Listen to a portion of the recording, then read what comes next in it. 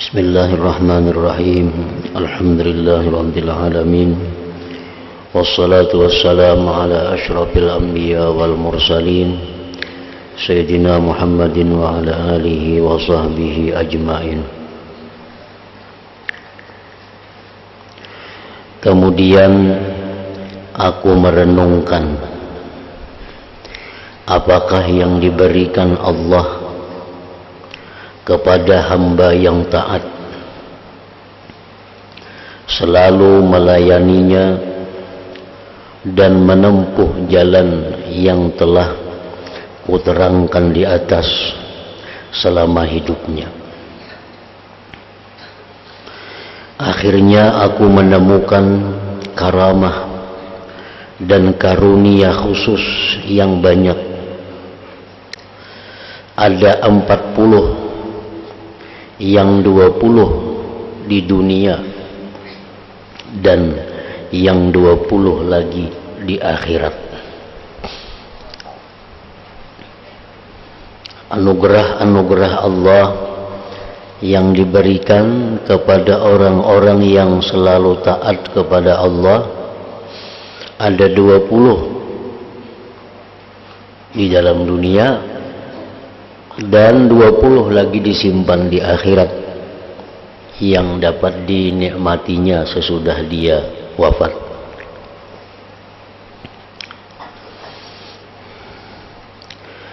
Karamat di dunia yaitu satu, Allah menyebut-nyebut hamba itu dan memuji-mujinya. Di hadapan para malaikat, Allah memuji hambanya yang taat itu. Di hadapan para malaikat, Allah menyebut-nyebut hambanya itu. Alangkah mulia hamba yang disebut-sebut dan dipuji oleh zat Tuhan yang menguasai seluruh alam ini.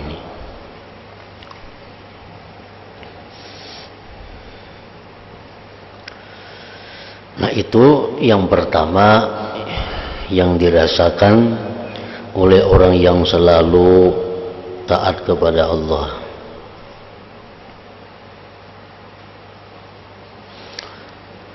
Untuk mengetahui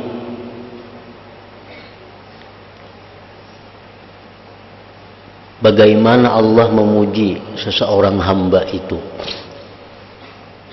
untuk mengetahui bagaimana Allah Ta'ala menyebut-nyebut nama hamba yang taat itu, nah, salah satu tandanya adalah dapat diketahui melalui lisanus sulaha, melalui lisannya orang-orang saleh. Dapat diketahui melalui lisannya orang-orang yang saleh. Apabila orang-orang yang saleh itu memuji-muji seorang hamba, apabila ada orang-orang yang saleh itu menyebut-nyebut nama seorang hamba, maka itu adalah isyarat, petunjuk bahwa Allah telah memuji kepada hamba itu. Apabila ada orang saleh mencintai seorang hamba, apabila ada orang yang saleh menyayangi seorang hamba, maka itu adalah isyarat bahwa Allah sayang kepada hamba itu. Karena orang saleh itu kada terlepas dari apa yang disukai Allah. Orang saleh tidak akan memuji orang yang dibenci Allah. Orang saleh tidak akan memuji orang yang dicela Allah. Orang saleh tidak akan menyayangi orang yang dimurka Allah. Setiap orang saleh itu sayang kepada seseorang, maka itu alamat Allah sayang kepada orang itu.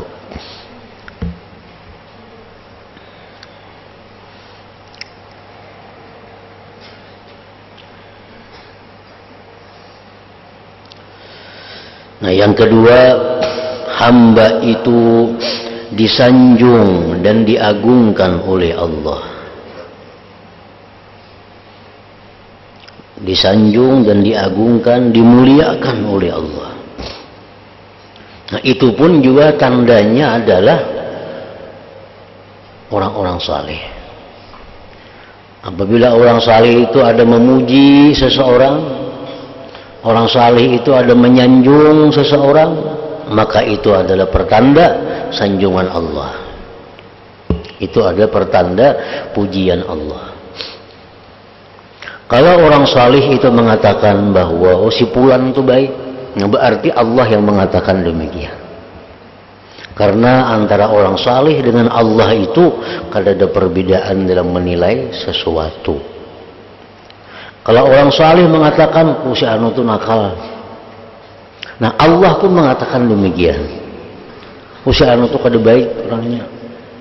Nah, itu hati-hati apabila orang saleh yang mengucapkan itu. Karena orang saleh ini adalah merupakan mata-mata Allah di muka bumi ini bagi manusia.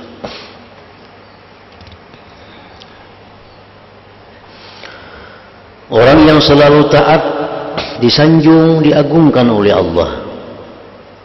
Seandainya engkau disanjung dan diagungkan oleh manusia yang lemah seperti engkau, tentu engkau merasa diri mulia. Apalagi kalau disanjung oleh zat, oleh Tuhan yang menguasai orang-orang dahulu dan orang-orang kemudian. Nah, kita manusia biasa aja menyanjung sudah suka, manusia aja memuji sudah suka. Nah, coba kita bayangkan kalau kita dipuji, kita disanjung oleh Allah Subhanahu wa Ta'ala.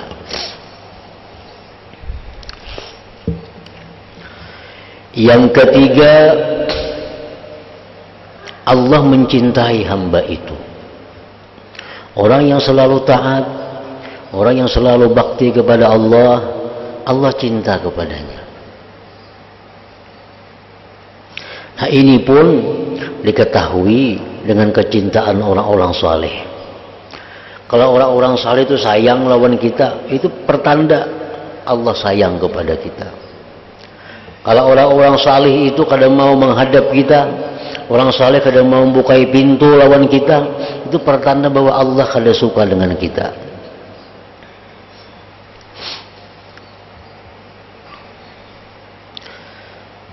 Umpama engkau dicintai oleh kepala desa atau bupati, tentu engkau merasa lebih unggul dibanding orang-orang lain.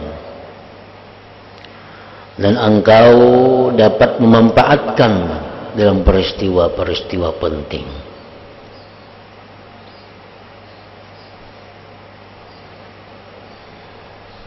Lantas bagaimana kira-kira jika engkau dicintai oleh Allah yang menguasai seluruh alam ini? Kalau kita dicintai pembakal, disayangi pembakal, kita bayangkan kayak apa mudahnya kita berurusan dengan pembakal itu. Kalau kita dicintai bupati, disayangi bupati, nah kita bisa bayangkan betapa mudahnya kita berhubungan, berurusan dengan bupati itu. Demikianlah Allah Subhanahu wa Ta'ala. Kalau kita disayang Allah karena kita selalu taat, maka sangatlah mudah kalau kita minta sesuatu kepada Allah Subhanahu wa Ta'ala. Yang keempat, Allah senantiasa memelihara dan mengatur persoalan hamba itu supaya baik. Allah mengatur, Allah yang memelihara supaya persoalan kita ini jadi baik. Karena kalau kita mengatur tentang diri kita sendiri, kita mengatur diri kita sendiri, tentu kita akan binasa. Karena kita kada tahu apa yang akan terjadi esok, apa yang akan terjadi besoknya. Kada akan tahu apa yang terjadi kena petang. Nah, Allah yang mengatur. Coba kita lihat contohnya Ashabul Kahfi yang 7 orang. Itu Allah yang mengatur mereka. Berapa ratus tahun mereka tidur di dalam gua. Ratusan tahun hanya guring di dalam gua. Ajakannya berabah betilantang aja buruk belakang. Tapi Allah mengatur, manuqallibuhum dzatal yamin wa dzatus shimal. Kami bulak-balikkan dia ke kanan, kena bahiring. Kena ke kiri bahiring. Kena betilantang. Sehingga awaknya kadang mau rusak. Orang aja garing misalnya. Setahun kada kau berabah aja bakuring belakang ini sudah. Bakuring. Ditilam na berabah aja. Setahun aja kada singgarakan belakang ini bisa melatup, bisa apa. Nah, Ashabul Kahfi itu 300 tahunan di dalam gua guring, tapi Allah mengatur. Ada binatang-binatang yang hendak mencelakakan, Allah tahan. Allah beri kekuatan, tubuhnya dibulak-balik oleh Allah sehingga kada membusuk. Nah, itulah orang-orang yang taat kepada Allah, kehidupannya itu diatur oleh Allah.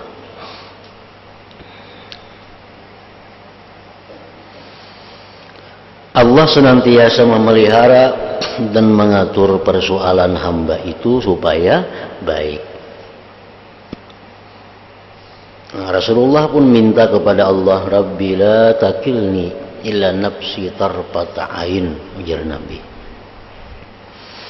Artinya apa? Ya Allah, jangan kau serahkan mengatur diriku kepada aku walaupun sekejap mata. Rabbi la takilni ila nafsi tarfata ain. Ya Allah, jangan kau serahkan mengatur diriku ini kepadaku sendiri walaupun sekejap mata. Karena kalau kita seorang yang mengatur diri kita ini, kita binasa. Nah, orang-orang yang taat kepada Allah, orang-orang yang selalu patuh lawan Tuhan, itu Tuhan yang memelihara, Tuhan yang mengaturakan jalan hidupnya. Tuhan yang mengaturakan jalan hidupnya ke ini, ke itu, ke ini, ke itu. Sehingga apa yang dia maksud terlaksana.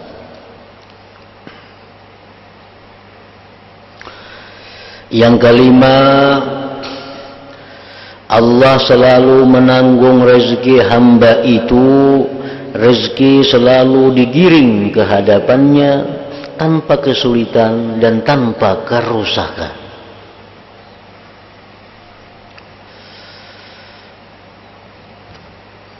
Orang-orang yang taat kepada Allah,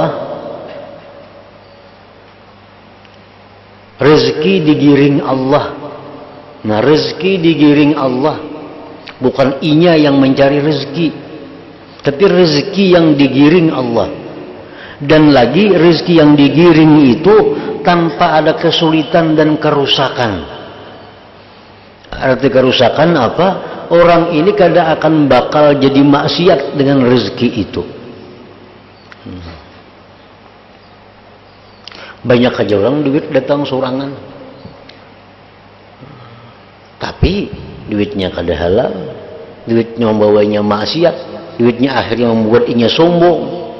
Nah, kalau orang yang taat kepada Allah ini, rezeki digiring Allah ke rumahnya tanpa sulit dan membawa kerusakan, membawa berkah.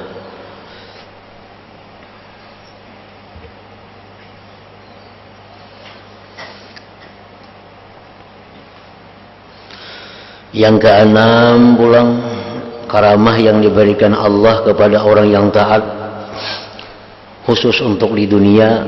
Yang keenam, Allah selalu menolong serta mencukupi hamba itu dari setiap musuh dan menolak usaha siapapun yang hendak berbuat jahat kepadanya. Yang ngaran itu sudah Tuhan yang mengatur, Tuhan sendiri yang memelihara, sehingga orang-orang yang bermaksud jahat kepadanya kada sampai. Karena Tuhan sudah yang mengaturnya.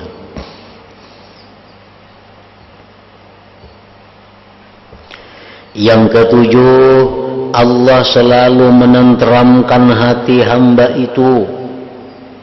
Sama sekali ia tidak pernah mempunyai rasa takut dan mengeluh dalam perubahan dan pergantian dari Allah.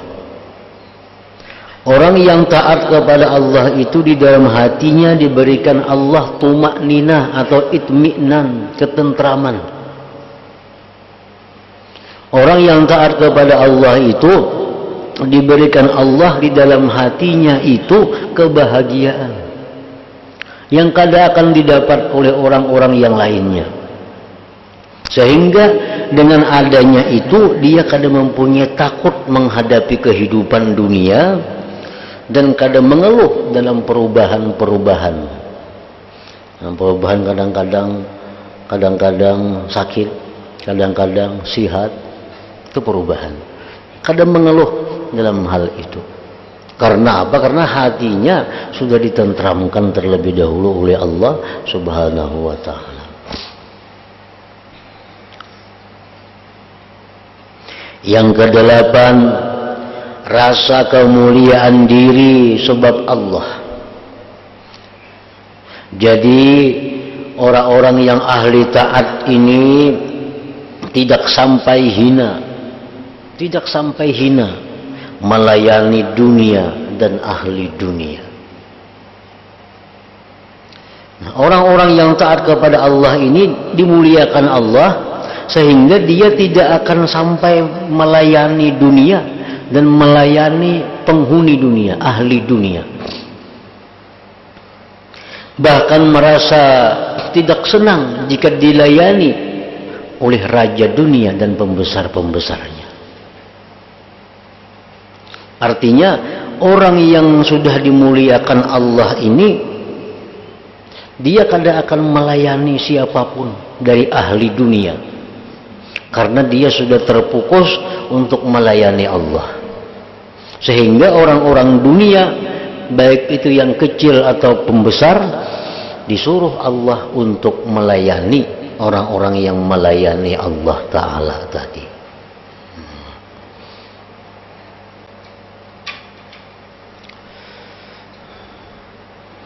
Yang kesembilan, luhurnya cita-cita. Orang yang takwa, orang yang taat kepada Allah, itu cita-citanya luhur. Ia kadang menghendaki dengan taat itu kekayaan. Tidak menghendaki dengan taat itu kemegahan. Cita-citanya luhur. Hamba ini tidak mau dirinya bergelimang dunia atau akrab dengan ahli dunia, juga tidak mau menengok kepada gemerlapnya dunia dan permainan dunia, sebagaimana tidak maunya orang yang berakal sempurna dari tempat permainan anak-anak dan perempuan. Jadi orang yang taat kepada Allah, cita-citanya luhur. Yang diinginkannya adalah Allah dan yang di sisi Allah. Sehingga dia kadang menginginkan, kadang menghendaki dengan taat itu kedekatan kepada ahli dunia atau mendapatkan kemegahan dunia. Itu orang yang luhur cita-citanya ngarannya. Amun kita beribadah, kita menuntut ilmu, menghendaki kekayaan, menghendaki dibesarkan oleh ahli dunia, nah itu cita-citanya kada luhur ngarannya, rendah cita-citanya. Yang ke-10 yang diberikan Allah di dalam dunia kepada orang-orang yang melayani Allah, kaya hati. Kaya hati. Lebih kaya ketimbang semua orang yang kaya harta. Hatinya selalu lapang, tidak terkejut bila ada bencana datang, tidak susah jika kedatangan fakir miskin. Orang kaya hati, lain lawan kaya harta. Orang yang kaya hati itu artinya orang yang kadada merasa hidupnya tergantung kepada makhluk. Nah, itu kaya hati. Kalau orang kaya harta, hidupnya tergantung dengan harta.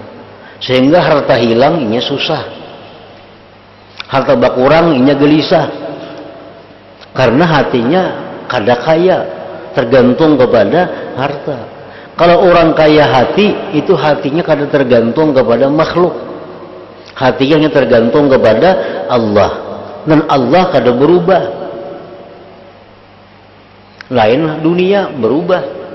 Manusia bisa mati. Orang tergantung lawan si Pulan. Pulannya bisa garing, bisa mati. Otomatis hati nang bergantung pun garing juga. Nah, orang yang taat kepada Allah itu diberi Allah ghinaul qalbi, kekayaan hati. Itu yang diminta oleh Nabi kita. Allahumma inni as'alukal huda wat tuqa wal afaf wal ghina. Ya Allah, aku minta kepada Engkau ya Nabi kita al-huda, petunjuk, wat tuqa, ketakwaan, wal afaf, kehormatan diri, wal ghina, kekayaan hati, bukan kaya harta.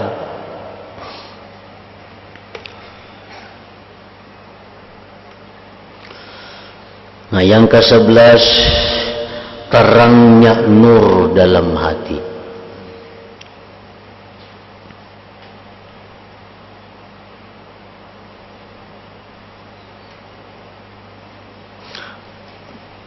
Terangnya nur di dalam hati.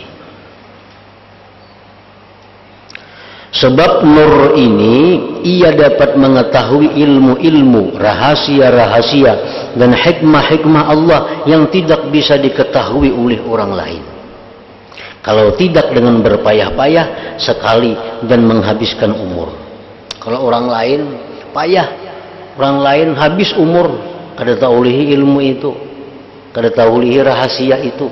Tapi orang-orang yang ahli taat kepada Allah ini, di dalam hatinya diberikan Allah cahaya yang menerangi hatinya.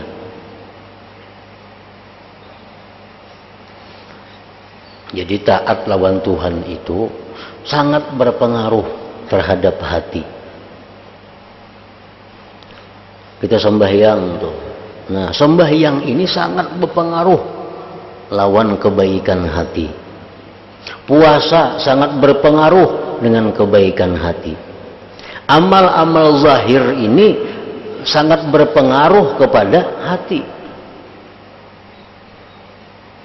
Contohnya, kita melihat mata, melihat yang indah, melihat yang baik, hati langsung tuh senang. Ya kalau tuh hati langsung senang. Nah, jadi pengaruh yang zahir ini sangat kepada hati. Kita mendengar ada berita-berita yang nyaman, langsung hati umpat nyaman. Padahal mendengarkan zahir. Nah, demikian pula taat lawan Tuhan. Nah, dalam sembahyang kita Allahu Akbar, mengucap Allahu Akbar, mengangkat tangan, itu adalah perbuatan zahir yang sangat mempengaruhi hati. Sangat mempengaruhi hati. Kita sujud, nah itu sangat berpengaruh kepada hati. Ada orang minta ini lawan Nabi kita. Ya Nabi, a'inni bikasrati sujud. Tolong banyaki sujud. Nah, karena sujud itu mempengaruhi hati manusia. Orang yang ahli taat, hatinya terang dengan nur tadi.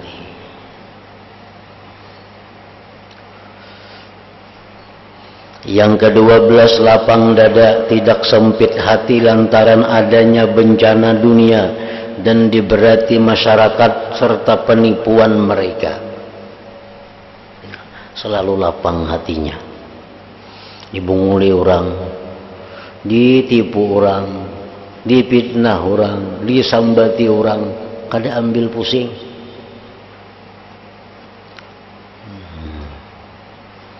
Kenapa? Karena hatinya dilapangkan oleh Allah.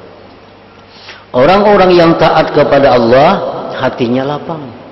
Hatinya lapang, apapun yang datang lawan inya nang kada nyaman, kada berubah. Kada berubah. Lain orang yang hati sempit, sedikit jadi celah orang, sakit hati. Sedikit aja disinggung orang, sakit hati. Nah, ini hatinya sempit. Coba kalau hatinya lapang. Nah, untuk melapangkan hati itu taat kepada Allah. Karena orang yang selalu taat, dilapangkan Allah hatinya. Dilapangkan Allah hatinya. Yang ke-13, disegani orang yang taat kepada Allah ini, disegani masyarakat. Besar pengaruhnya dalam masyarakat. Orang-orang baik dan orang-orang jahat sama-sama memuliakannya. Nah, orang-orang taat kepada Allah, orang-orang saleh sayang, orang-orang jahat pun memuliakan. Semua orang jahat, Fir'aun dan orang-orang angkuh takut kepadanya. Orang-orang yang taat kepada Allah tadi. Yang ke-14, rasa suka timbul di hati masyarakat. Allah menjadikan dalam hati masyarakat rasa cinta kepada hamba itu. Orang itu beribadah karena Allah. Itu Allah akan melimparkan ke hati-hati manusia untuk mencintai orang itu. Asal kita beribadah itu karena Allah. Tapi kalau kita beribadah karena supaya disayangi orang, nah kita beribadah supaya dihormati orang, nah itu tentu dapat. Karena Allah. Allah akan melimparkan kecintaan kepada diri orang itu dalam hati manusia kalau orang-orang ini bujur-bujur ikhlas karena Allah dalam ibadahnya. Engkau dapat melihat hati masyarakat diwatakkan, ditabiatkan suka kepadanya. Semua orang mengagungkan dan memuliakannya.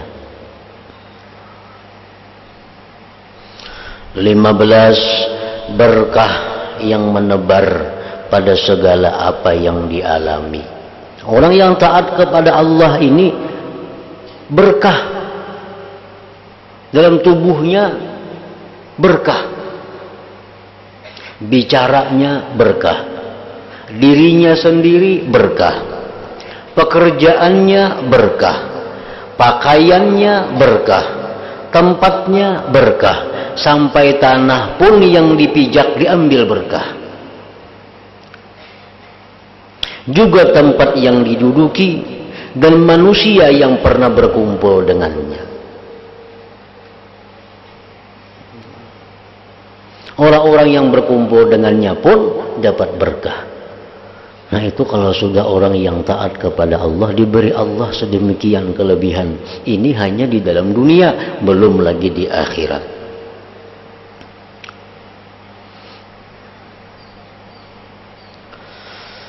Yang ke-16, bumi, daratan, dan lautan ditundukkan buat hamba itu. Sampai pun andai kata ia menginginkan berjalan di awang-awang atau berjalan di atas air atau menempuh jalan seberapapun jauhnya, bisa berhasil dalam waktu kurang dari 1 jam.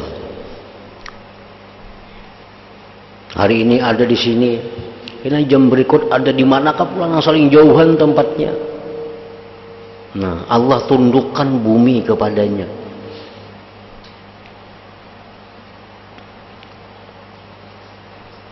Yang ke-17, binatang buas dan binatang liar, binatang melata dan sebagainya ditundukkan untuk hamba itu. Semuanya senang dengannya. Yang ke-18, dapat menguasai kunci perbendaharaan harta bumi.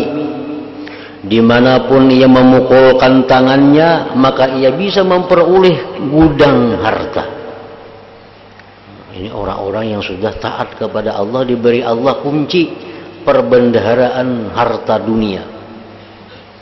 Jika ia menghendaki, dalam keadaan susah, dalam keadaan kada sering duitan, kertas dikacaknya jadi duit. Umpamanya ia menjajakkan kakinya ke tanah, maka dapat keluar sumber air dari tanah itu. Kalau ia membutuhkan di mana saja ia berhenti, bisa mendapatkan makanan yang terwujud seketika bila ia menginginkan. Itu karamah yang hanya bisa didapat oleh orang-orang yang selalu istiqamah taat kepada Allah Subhanahu wa ta'ala. Yang ke-19, menjadi panutan masyarakat dan mempunyai kedudukan luhur di pintu zat yang menguasai keagungan. Lalu orang-orang menjadikannya wasilah, perantara kepada Allah. Orang datang kepadanya, doakan lawan Allah mudahan kami ini, doakan kepada Allah mudahan kami jadi ini. Nah, Allah menanamkan, melimparkan dalam hati orang untuk datang kepadanya minta doakan kepada Allah. Nah, dengan melayani hamba ini dan orang-orang mengharapkan berhasilnya hajat-hajat mereka kepada Allah dengan perantaraan kedudukan dan berkah hamba ini. Kita biasa berdoa, ya Allah berkat Nabi Muhammad kabulkan hajat kami, berkat Syekh Abdul Qadir kabulkan. Kan kita jadikan orang-orang itu perantara kita kepada Allah karena kita menganggap kehormatan mereka di sisi Allah. Nah, itu orang-orang yang taat kepada Allah tadi, diulah Allah perantara makhluk kepada Allah. 20, terkabulnya doa. Memohon apa saja kepada Allah pasti diberi. Memberi syafaat kepada siapa saja tentu diterima syafaatnya. Artinya punya berdoa lawan Tuhan, ya Allah umpamanya hamba ini sulit, susah, senangkan, lapangkan, dikabulkan Allah. Atau memberi syafaat, ya Allah tadi hamba engkau si fulan ada datang kepada hamba, dia melaporkan kesusahannya kepada hamba, dia menyampaikan keluh kesahnya kepada hamba, ya Allah berikanlah dia kelapangan, diberi Allah hamba itu kelapangan. Itu artinya memberi syafaat kepada siapa saja tentu diterima syafaatnya. Ya Allah si fulan itu ahli maksiat, jadikanlah dia orang yang saleh ya Allah, diberikan Tuhan syafaat ngarannya. Jika bersumpah atas nama Allah, pasti Allah meluluskan apa yang ia kehendaki. Hingga ada di antara hamba yang menjadi kekasih Allah ini, seandainya mengisyaratkan gunung supaya runtuh, tentu betul-betul runtuh. Jadi ia tidak lagi memerlukan berdoa dengan lisan. Kalau hatinya tergerak menginginkan sesuatu, tentu terwujud, tidak usah memakai isyarat. Orang-orang yang sudah disayangi Allah, kalau usah lagi berdoa lawan Tuhan, hati aja bergeritik, sudah diberi Allah Subhanahu wa ta'ala. Nah, itulah karamah, kemuliaan yang diberikan Allah kepada orang-orang yang bujur-bujur taat kepada Allah. Bisa Allah berikan ke-20-nya, bisa Allah berikan 19 saja, bisa Allah berikan 10 saja, bisa Allah berikan sebuting saja di antara 20, tergantung taat kita kepada Allah. Tergantung taat kita kepada Allah. Kalau kita bujur-bujur taat, menghabiskan umur untuk melayani Allah, tentu Allah berikan kesemuanya, ke-20-nya ini. Nah, kemudian sedangkan karamat di akhirat pulang, apa yang dia terima dari Allah Subhanahu wa ta'ala.